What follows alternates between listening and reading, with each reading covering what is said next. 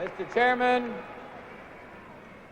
my fellow Republicans and fellow Americans, first let me just express my heartfelt thanks for the honor that you've given me, the opportunity to run on our party's national ticket with a great leader like Ronald Reagan.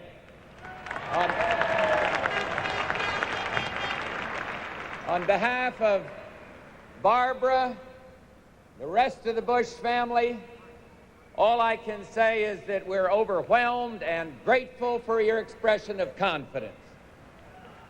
With a deep sense of commitment, I accept your nomination to serve as our party's candidate for Vice President on a ticket headed by the leader of our party and the next President of the United States, Ronald Reagan. I accept.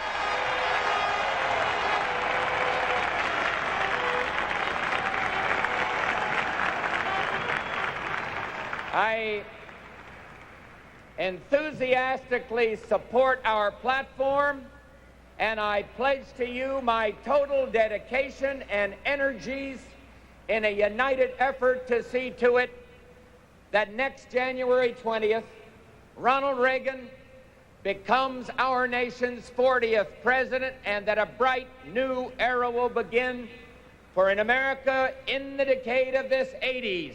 We need change.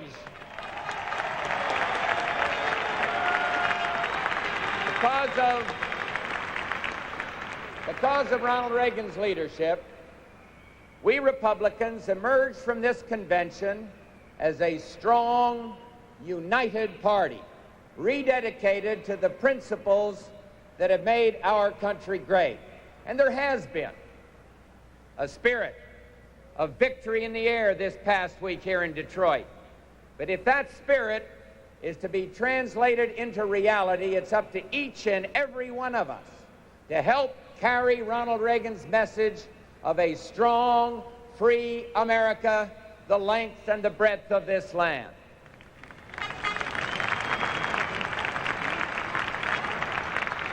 Let there be no mistake, though.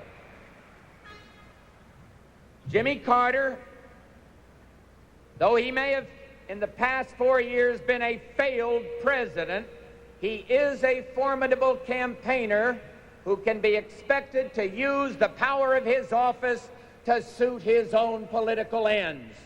And so, my fellow Republicans, I say to you, let's forget the pollsters and forget the pundits and remember only that political victories are hard, dedicated things that come about only by tough work, and that in this crucial election year, the stakes for America and the free world are too great to allow ourselves to become complacent. We have a great mission, not unlike that great mission undertaken by our party 28 summers ago, when another great Republican leader, Dwight Eisenhower, began his campaign to restore the faith of the American people in their government. Dwight Eisenhower, a man of decency, compassion, and strength, led America 3 days ago into a new era of peace, prosperity, and progress. And so will Ronald Reagan, a man of decency, compassion, and strength, lead America into a new era of greatness in this decade of the 1980s.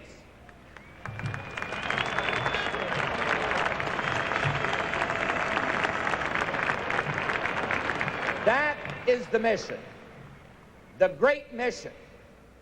All of us working together, joined by millions of disillusioned Democrats and disappointed independents, must undertake in the campaign ahead. My fellow Republicans, this is Ronald Reagan's night. He is the man whom you and the American people are waiting to hear. Let me then conclude these words of acceptance by paraphrasing what I told this convention last evening, just moments before you nominated our party's standard bearer for the presidency. Let us, I said then, and I repeat tonight, let us, united in spirit and purpose, go forward from this convention city to make 1980 one of victory, not only for Ronald Reagan and our party, but for the United States of America and the cause of freedom throughout the world. Thank you very, very much.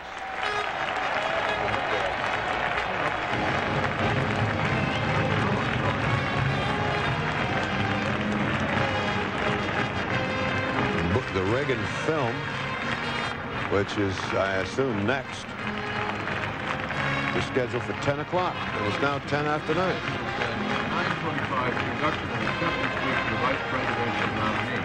Yeah. Then it says demonstration. Yeah. Then it says Bush speech. Well, no, it says introduction and acceptance speech is scratched out in that line. Mine is a Xerox, it's very faint.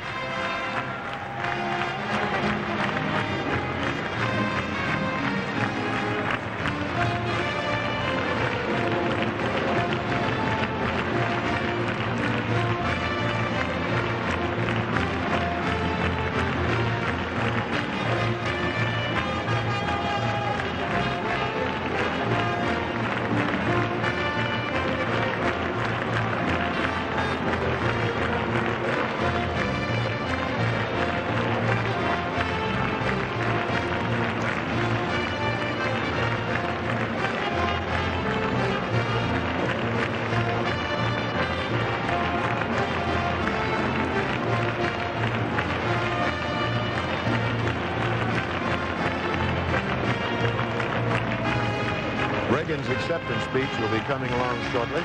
We'll be back in a moment. In 1980, President Jimmy Carter returned to New York City, the site of his 1976 convention triumph. Once again, he accepted the Democratic Party's presidential nomination. Here's NBC's coverage.